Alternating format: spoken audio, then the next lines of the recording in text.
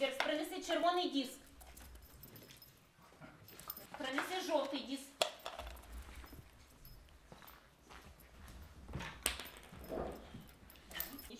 Берс, принеси долари.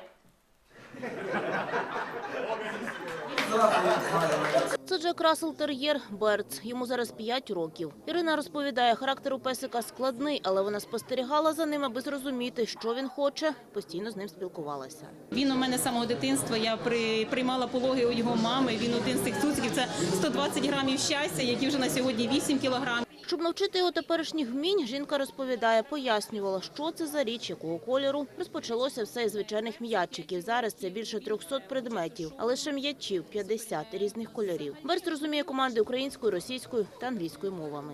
Такий нитік у нас, знаєте. І це теж для мене якесь було випробування, тому що, напевно, можливо, якби не мій характер, то в таких випадках від собак буває відмовляється. Я дуже правильно вчинила і раджу іншим, що називати все своїми іменами. Вони настільки розуміють. Кожен раз, я коли прийду з магазину, я йому купую іграшку, і я йому кажу, яку іграшку я йому купила. Кажу, мам, тобі купила червоний м'ячик, зелений м'ячик, і він всіх їх складає до кошика і знає. Тобто Самостійно Берц, звісно ж, не розгулює по вулицям, каже Ірина. Все ж таки це тварина, яку потрібно направляти і виховувати, як і дитину. я його нікуди не відправляю до магазину, я його не відправляю. Берц знімається у фільмах, але то він там не може проявити свої здібності. Мені хотілося, щоб іменно показати, як він проявляє свої здібності. Дітям буде цікаво, дуже такий проект. Зараз Берц – повноправний хазяїн в домі, але згодом Ірина хоче ще залишити і нащадка Берца. Розумієте, і собака насправді дуже великі емоції передає. Я чула таку фразу «собака зализує рани».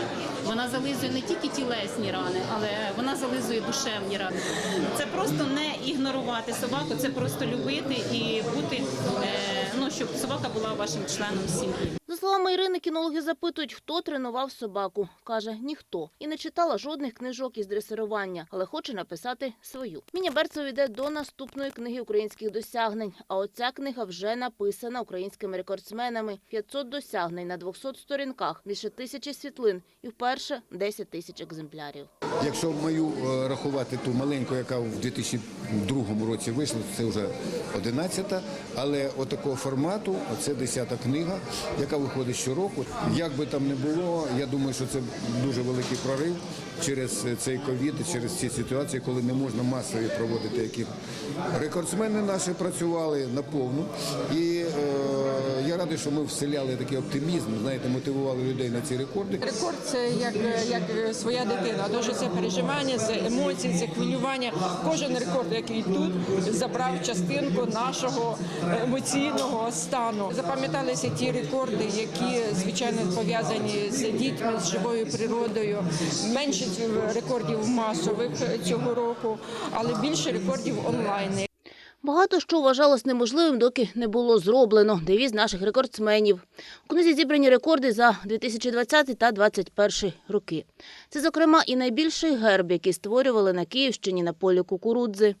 Підкорення складного маршруту вгору у поважному віці за певний час. Картина написана не фарбами, а косметичним макіяжем. Транспортування пацієнта у надважкому стані і великою вагою. Політна дальність на 10 літрах палива. А цей чоловік за мінімальну кількість часу об'їхав весь метрополітен, виходячи на кожній станції. Багато хто з них не збирається зупинятися на досягнутому і перевершити свої ж рекорди або встановити нові. Я давила бедрами арбузы, но уже другое количество арбузов. Мы решили просто попробовать не 3, как мы на рекорде, а 5. Но наш арбуз, во-первых, самый вкусный и самый, как не могу сказать, что прочный, он лучше делается, потому что грузинские тогда не давились. Зараз збираємося до Дакару, потім буде у нас ралі Монте-Карло і ще один. Я хочу за півроку зробити не хет-трик, а хет-4. Тож талановиті та вигадливі готові продовжувати дивувати як українців, так і весь світ. Таміла Баранівська, Євген Рожко. Новини на Суспільному. Київ.